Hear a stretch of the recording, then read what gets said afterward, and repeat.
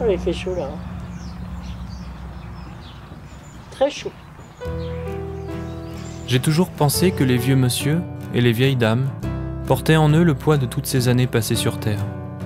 Qu'ils trimballaient dans leur caddie et dans leur mémoire des souvenirs lointains toujours présents, une nostalgie permanente, une vieillesse nécessairement douloureuse. Qu'ils erraient dans un monde qui ne leur appartenait plus tout à fait, et qu'ils n'avaient plus pour unique véritable compagnie qu'une solitude insondable. Mais je me trompais peut-être. Alors j'ai voulu vérifier auprès de mes deux grands-mères si ce portrait pouvait être le leur. Aujourd'hui, mes grands-mères remplissent leur vie de tous les jours ainsi. Elles se préparent des repas, qu'elles mangent ensuite. Surtout des tomates, il faut croire. Mais pour ce faire, Jacqueline se rend au supermarché, sans oublier de faire escale à la boulangerie.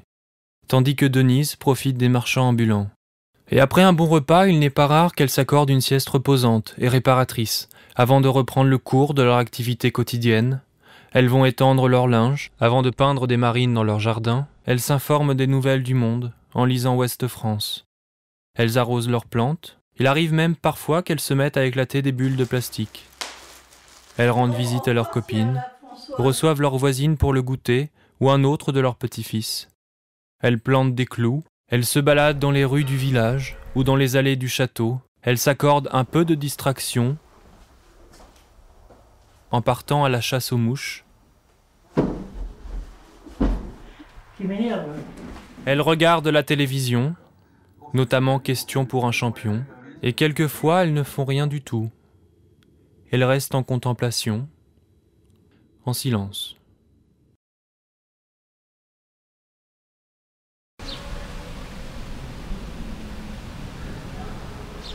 J'ai toujours les yeux qui pleurent.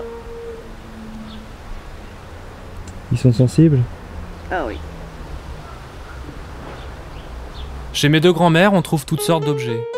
Une boîte à cornichons en forme de cornichon, un papier peint psychédélique pour faire de beaux rêves, une sorte de guitare à charbon qui servait à chauffer les lits autrefois, des interrupteurs provenant d'un passé futuriste, une boîte recelant des herbes et des haricots secs, une peinture d'un style tout en naïveté charmante, une paire de casseroles en cuivre accrochées au mur, un porte-ustensile imitation Mario Bros, une canne en aluminium dur, une photo bien connue dans la famille de tous les petits-enfants à Denise, un couteau pacifiste, un fer à cheval pour faire fuir le malheur, des santons de Provence, le monsieur et la madame, un petit bateau construit en coquillage, un animal féroce dans le salon, des vélos pendus à des crochets, des assiettes murales aux illustrations surannées, un répertoire téléphonique des plus amusants, un éléphant noir de diamant, une pince à linge géante, et sans oublier, mon préféré, un fauteuil rouge doté de pouvoirs magiques.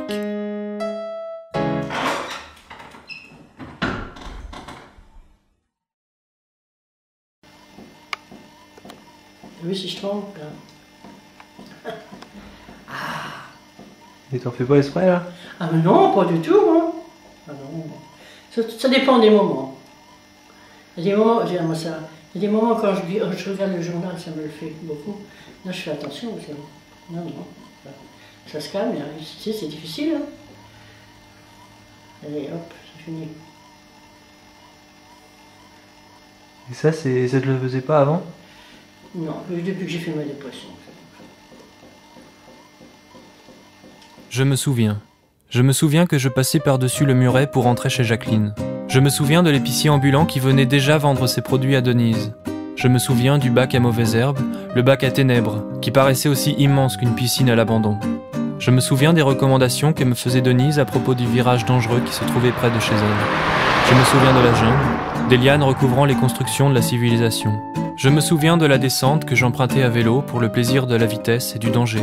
Et je me souviens aussi de la montée qui me coupait le souffle et faisait souffrir mes petites jambes de petit garçon. Je me souviens du mystère sombre et inquiétant de la cave. Je me souviens du cerisier planté au milieu de la pelouse rougissant aux premières caresses du printemps. Je me souviens des jeux enfantins auxquels je m'adonnais, du plaisir cruel et insouciant qu'ils me procuraient. Je me souviens que j'aimais bien casser des trucs avec la machine à broyer des trucs. Je me souviens des lapins craintifs dans leur cage, du chien de mon grand-père vieux et tranquille qui sommeillait dans sa niche. Tout cela n'existe plus aujourd'hui. Je me souviens de l'étroit passage entre la maison et le grillage du voisin dans lequel je courais pour mimer l'aventure. Je me souviens de la télé en noir et blanc que Denise possédait avant qu'on ne lui en offre une en couleur. Je me souviens des vieilles éditions de pièces de théâtre et du fameux album des jeunes, datant des années 60. Je me souviens des romans de la petite bibliothèque verte et rose qui traînait sur une table d'écolier de primaire. Je me souviens du petit seau dans le petit couloir dans lequel je devais faire un petit pipi la nuit. Je me souviens de la fascination peureuse face au bruit diabolique de la ventilation des toilettes. Je me souviens que Denise était la seule personne que je connaissais qui possédait un mini calendrier mural dont elle arrachait les pages au fil des jours qui passent.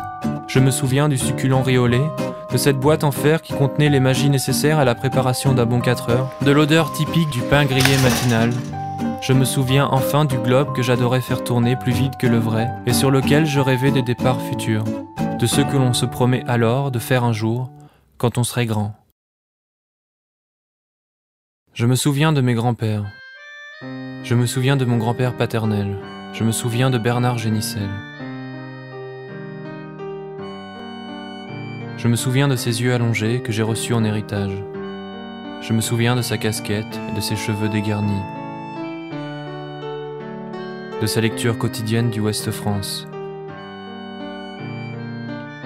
Je me souviens de notre visite à sa mère, mon arrière-grand-mère, quasi centenaire, des biscuits qu'elle m'avait donnés et de son lit à baldaquin, vestige d'une époque disparue. Je me souviens qu'il m'offrait une pièce de 10 francs à chaque but que je marquais lorsqu'il venait me voir jouer au football. Je me souviens de l'avoir accompagné à l'usine où il avait travaillé toute sa vie. Je me souviens que je le croisais parfois traversant Mésidon parmi le peloton d'un groupe de cyclistes amateurs. Je me souviens de sa moustache, de l'impression de calme qu'il m'inspirait. Mais je ne me souviens plus de mon grand-père maternel. Je ne me souviens plus d'André Robin. Je ne me souviens plus que je l'appelais papy. Je ne me souviens plus du bonheur qu'il a dû ressentir en découvrant son premier petit enfant. Du jour où il m'a emmené voir un match de football de l'équipe locale. Où il m'a gardé les jours où mes parents travaillaient. Je ne me souviens plus de ce qu'il aurait dû me dire, me raconter, m'enseigner. Je ne me souviens plus de sa longue maladie, du jour de sa mort. J'étais trop jeune. Je ne me souviens plus, je venais à peine d'entrer dans la vie.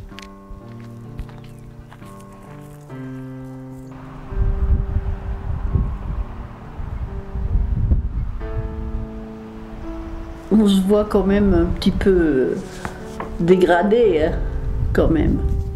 Moi, j'étais pas une beauté, mais enfin, j'étais pas mal. C'est quand je suis malade, mettons. Ah, je dis là, je vieillis, ou... mais autrement, je me laissais passer, c'est tout. Hein. Je me laissais passer.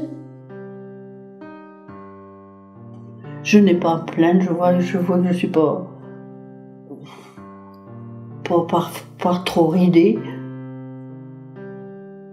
Je pense à me soigner, je fais le mieux possible pour ne pas avoir mal, pour ne pas souffrir et ne pas surtout être obligée de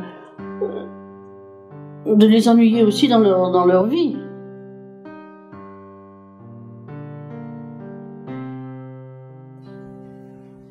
Mais autrement, non, j'embête personne à la vieillesse. Non, mon docteur m'a dit l'autre fois, c'est la jeunesse qui s'en va. C'est gentil, hein. C'est mieux que de dire, je dis, oh, je vieillis, il me dit non, c'est la jeunesse qui s'en va. Laissez passer la vie.